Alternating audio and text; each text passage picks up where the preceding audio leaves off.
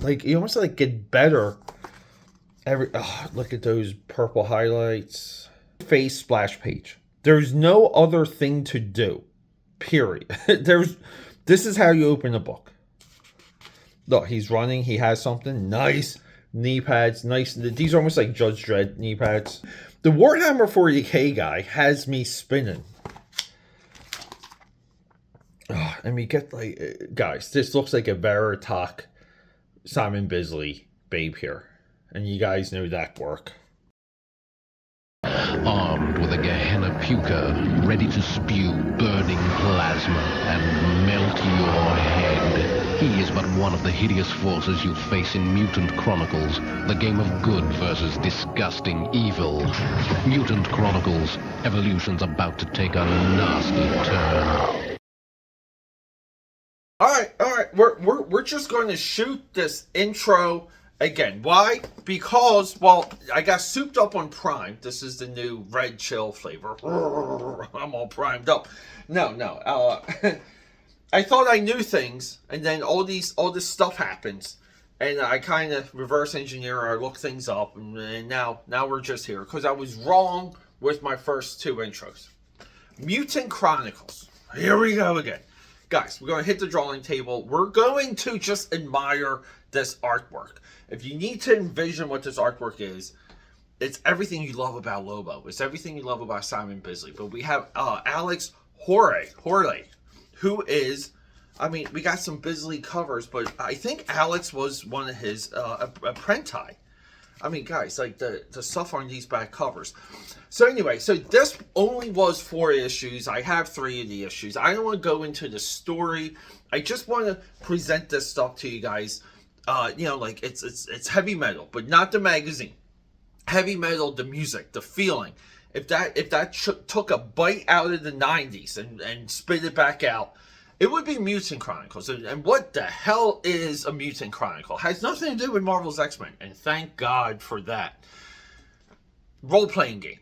And then in video games, miniatures, 2008, I believe, around, you know, like Thomas Jane, Ron Perlman movie. I think I've started that movie twice. Never finished it, but now I have to finish it because I'm like kind of really fascinated by this franchise that for at least throughout the 90s, this thing was all over the place. This was like one of the preeminent franchises in role-playing. And it's always sad when these things go away because and we'll do it, you know, just looking at the artwork in here, it gets you a little bit, makes you a little bit pissed, but they do not do it like this anymore. They just they don't do it like this anymore. And if you're out there creating comics and you're not going for this level of energy and this level of, I mean, AKAPADers, if you're not going for this when you're creating your own comic, you're doing all of us a disservice because these guys swung for the fences and I think they hit a home run. Now, will I get the issue I'm missing? Yes. Will I watch the Thomas Jane movie and bring that to you on my podcast, AKAPAD, the Film Buff Podcast, available on every single podcasting. If you just go into, I think even if you go into Amazon, you type in AKAPAD, you get the Film Buff, like right there. It's literally available everywhere. I'm going to bring you that movie. We're just going to sit down, have a 10-minute discussion on that. Maybe 20. Some will go over. But guys, today is about indie comics. Today is about properties that are gone. Today's about the good stuff and things I want to bring to your attention. Sometimes we don't give a crap about story, and that's what makes this channel the most amazing comic book channel in the universe, multiverse, all the universes. Let's go.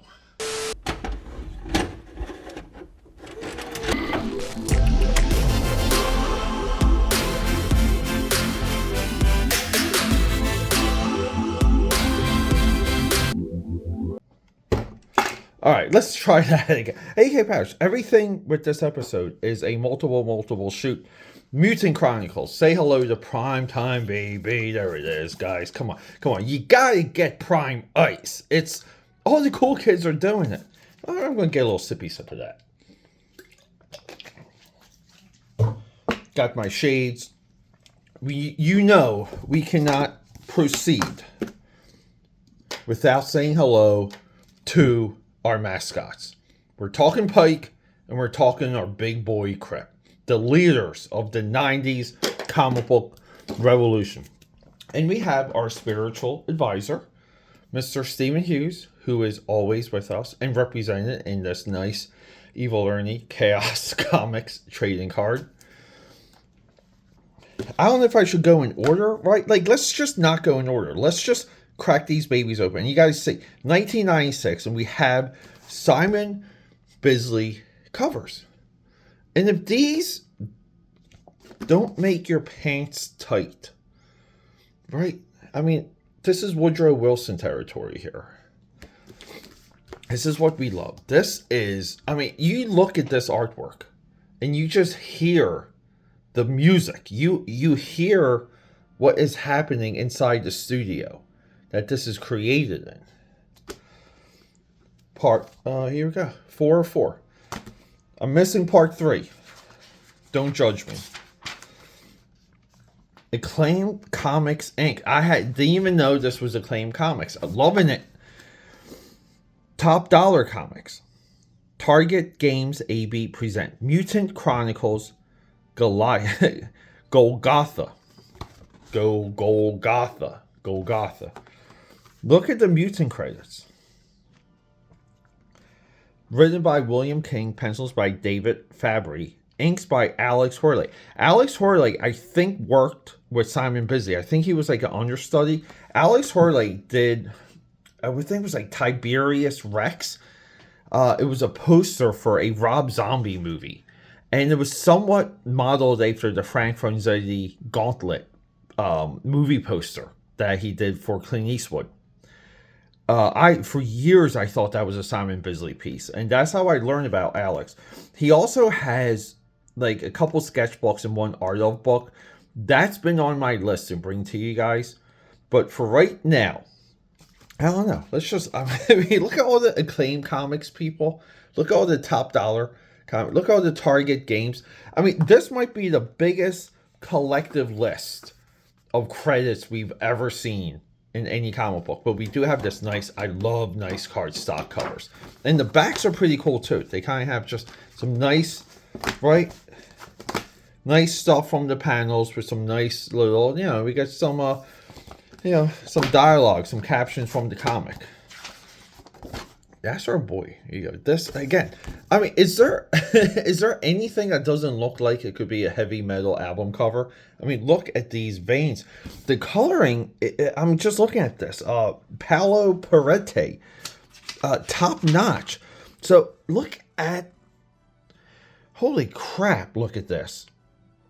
I cannot tell how much is like painted on the board, or are we digital here?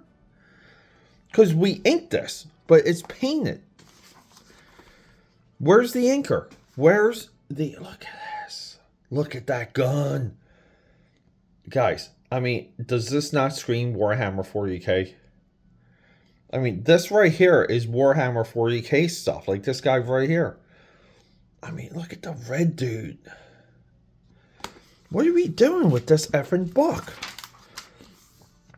This is like one of the best forgotten books I've ever seen. And we're only a couple pages in. I love AK Powders. I'm always a sucker for nose shadows. Call me a nose shadow hooker. Do we have storytelling? And as I say it, what do we have here that we talk about so much on this channel? We have we got a transitional spread. We have like a green-gray hue here, and we have a yellow-gray hue here. Just by looking at this, without our exit panels and our entrance panel, right? Exit being the last panel, entrance being panel 1 here. We would know we're in, like, guys, like, let's just do this as an exercise. How do you not know you're in a different scene in a different environment when we just look at what's here? I love the symmetry with the green and the green there. But we have We have I mean, look at this establishing shot. Doesn't this look like Peter Jackson, like, ripped this off for Lord of the Rings? Like, how many times did we see that shot in Lord of the Rings? Oh, look at the sole of the boot. AKAPADers, this might be living on my drawing table for a little bit of time. These shots, like the Citadel or the church. I mean, the Warhammer 40k guy has me spinning. Oh, and we get, like, guys, this looks like a Veritok Simon Bisley babe here. And you guys know that work. I mean, this here too. I love the blues. Just the weird highlights. A little bit of the unfinished painting in the back. Look, and we're in the throne room. Lots of red. Look, lots of red. Lots of red. We know we're in a different scene. This is just very intelligent. Look at the hand on the gun. Look at that face. Look, just nuking, destroying that dude. I bought this. I researched. I know at the time I bought it, I researched. I knew I needed like 1, 2, or 3 additional. And I may have like flipped through it and threw it in my independent comic book box. And there it lies. But, you know, that's what we do on this channel on Fridays. We try and pay attention to books like this. I mean, look at that cityscape here. Yeah, dare we say, Acclaim really did some nice work. Unsung hero. Yeah, and we get that. We will be doing EXO Iron Man, because, you know, you guys know I'm a little bit of a Bart Sears hooker myself. And here's Mutant Chronicles. Oh yeah, and trading card game. I knew I was forgetting something. We're going to flip through one of these, and it's going to advertise like action figures or something. And then I'm going to just like flip out. And this is our page 1, panel 1, opening up with an in-your-face splash page. There's no other thing to do. Period. This is how you open a book. Look, he's running. He has something. Nice knee pads. Nice. These are almost like Judge Dredd knee pads. I mean, really nice stuff here. Look, I mean, get a poster, right? A poster of the Judge Dredd dude. But look at this. Same guys, too. Wow. Like some foreshortening here, but who cares? Could you imagine, like, signing off on, like, these names? Like, really, it's like pencils, inks, colors. And then getting this back.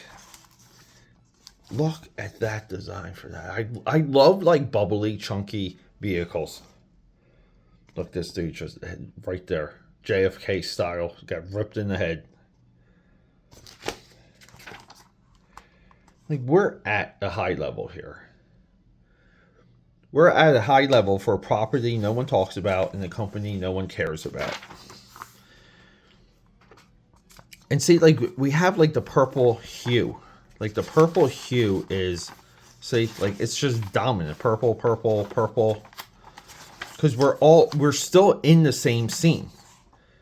This is intelligent color design. And then, boom, we hit it with the green when we switch. And look at the girl. This makes me want to redraw everything I've ever drawn. Like, come on. I will tell you right now, the movie has nothing like this in it. The movie has nothing like this in it. I mean, there we go. Like, over violence, over sexualized, over gear. Right? There's so many bar scenes in 90s comics. But over. Crank it up. Crank it up. Ah, this is striking. Like, I just want to focus on every single panel. Look at the barrel of that gun there. Guys, I mean, what are we doing? Guys, if this was action figure card art, you would have to buy that action figure. And look at what we get here. See, like those blue highlights. There's just some. This is what I have to practice that. Just get that down. Get down those blue highlights. Peter A. DeLuca. The Mutant Chronicles, History Thus Far. I have to read that. Armed and Dangerous. The Crow, Dead Time. John Wagner. Oh yeah, Alexander Malev. Yeah. We have to talk about Crow, Dead Time. Armed and Dangerous by Bob Hall. That's a important book. Jeez, there's just... Do we have the time to do it all on this channel? Jeez. Like, you almost like get better every... Oh, look at those purple highlights. This book gets better.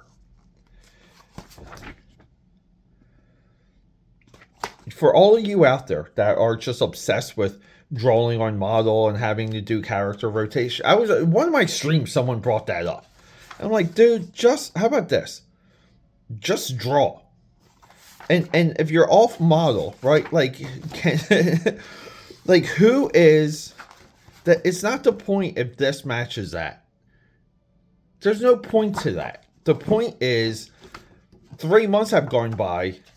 You don't remember how things are drawn in the first issue. Like, only weirdos nitpick at that.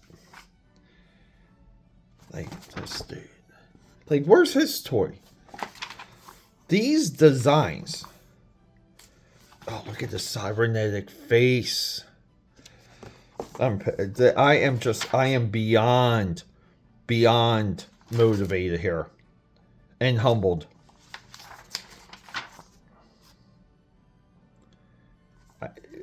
Like, fantastic expressions, dude. And I love kind of like the armaments, like the ceremonial stuff on his shoulders there. Guys, like, we're making comics, but what are we doing?